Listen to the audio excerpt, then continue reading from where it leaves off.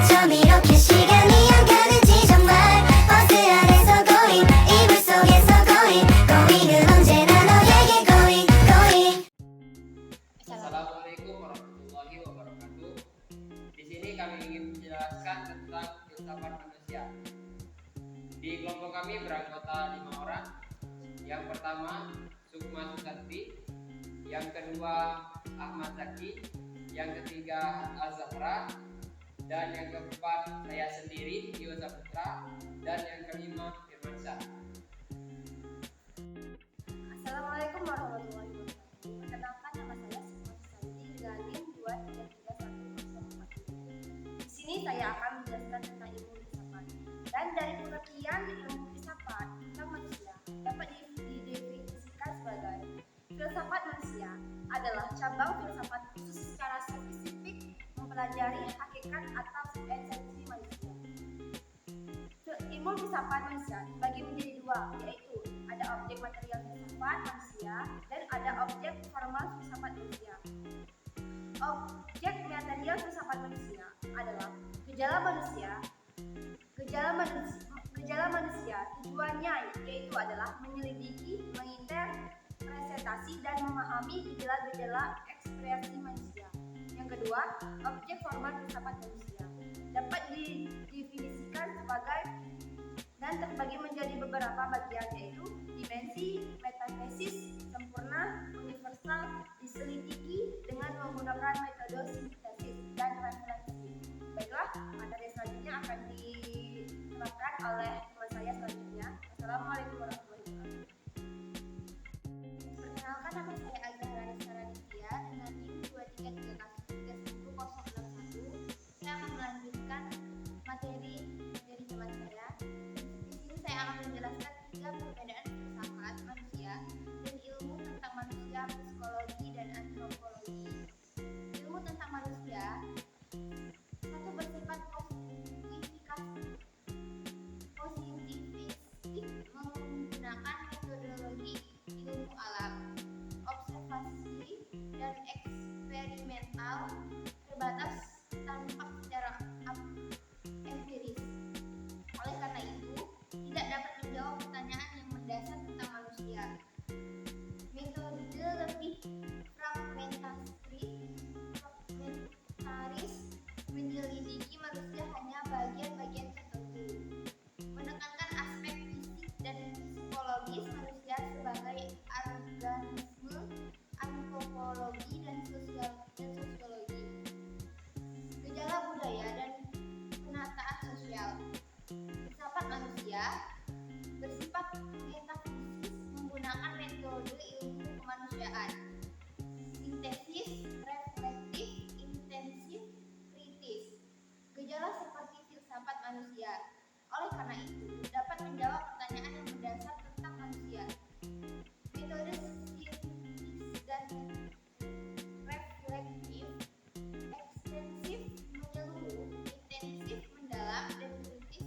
Contohnya, filsafat manusia menekankan kesatuan dua aspek atau lebih dalam satu sisi. Dan materi selanjutnya akan dijelaskan.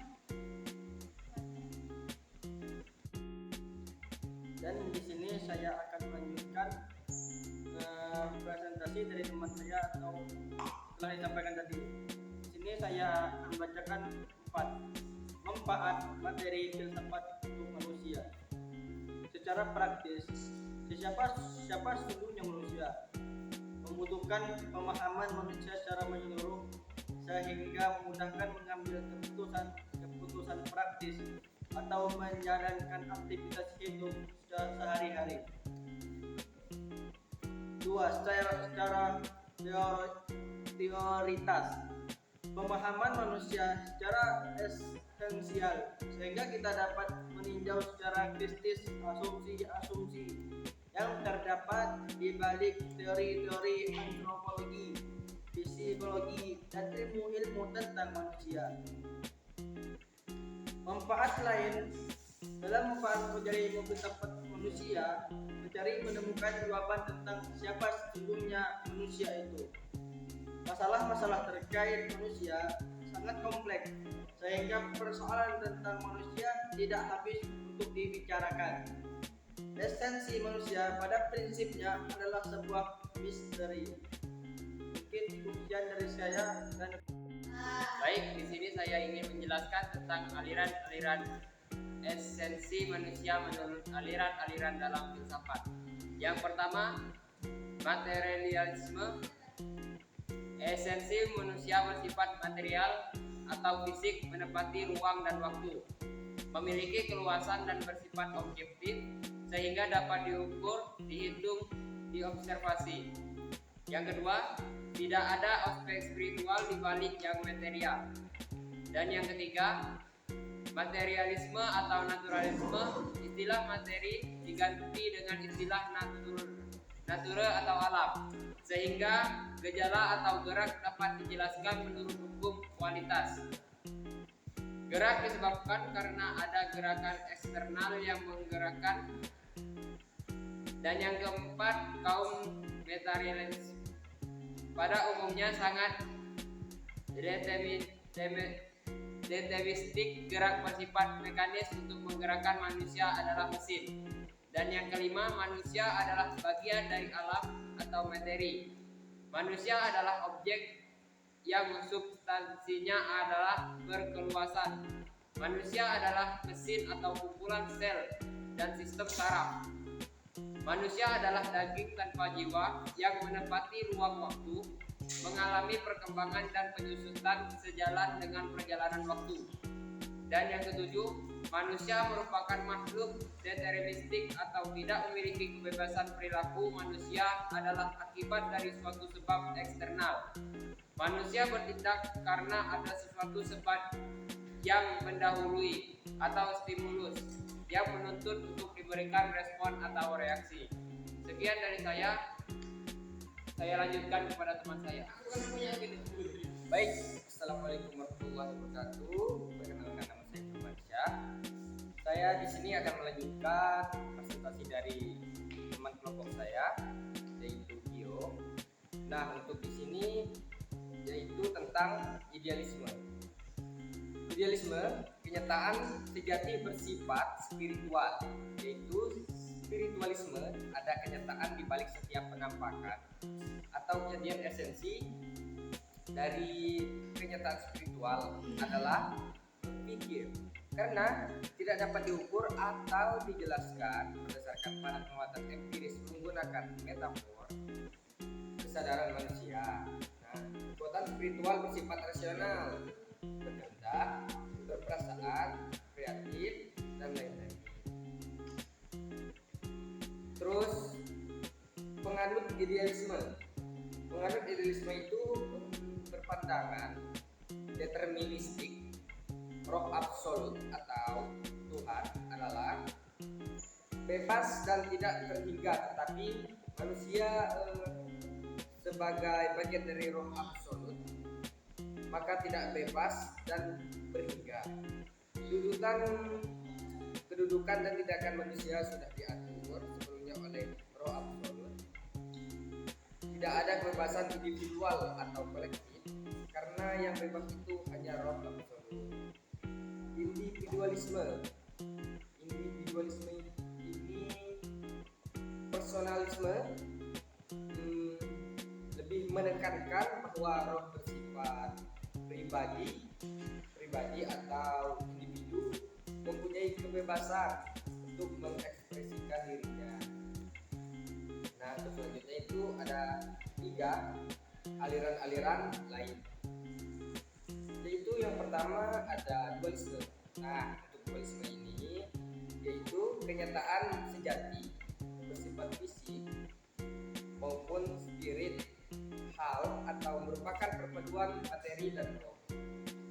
Keberadaan tubuh tidak menolak keberadaan jiwa yang keberadaannya tidak dapat diamati secara indrawi, tapi dapat dibuktikan melalui rasio. Contoh menurut Descartes. Nah, untuk B itu vitalisme.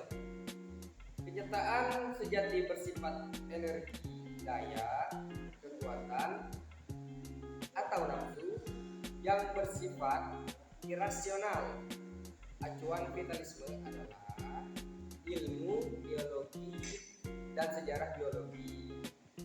Mengajarkan bahwa kehidupan ditentukan oleh kekuatan untuk bertahan hidup agar tetap dapat survei berdasarkan naluri kehendak kita, dalam kurung Schopenhauer.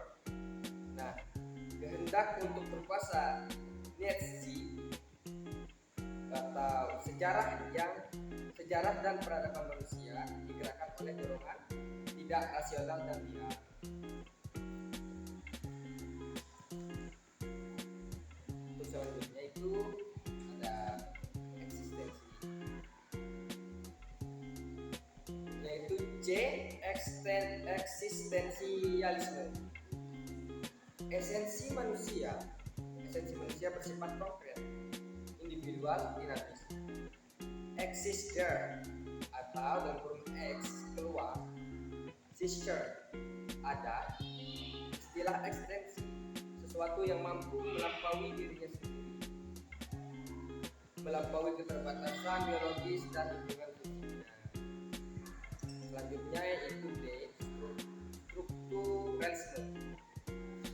Strukturalisme ini menempatkan struktur atau sistem bahasa budaya sebagai kekuatan-kekuatan yang menentukan perilaku bahkan kesadaran manusia.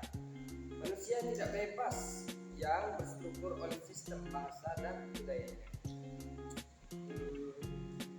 Selanjutnya terakhir ini ada E, postmodernisme.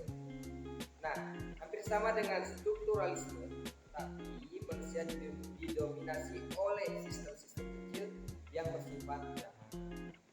Nah, untuk selanjutnya akan dilanjutkan oleh teman saya. Itu saja yang dari saya ucapkan terima kasih. Assalamualaikum warahmatullahi wabarakatuh. No, yeah, get going.